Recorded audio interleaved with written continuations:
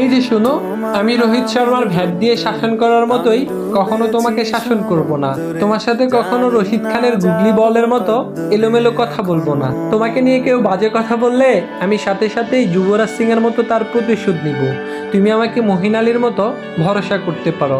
যতই বিপদ আসুক না কেন, আমি মহেন্দ্র সিং ধোনির মতো চুপচাপ থাকবো, আর মাশরাফি বিন মুর্তজার মতো তোমাকে সব সময় আগলে রাখবো। তুমি আমার সাথে বিরাট কোহলির মতো রাগ দেখালে আমি সাকিব আল হাসানের মতো তার প্রতিবাদ করব না, বরং মোহাম্মদ রিজওয়ানের মতো হাসি মুখে সব মেনে নিব।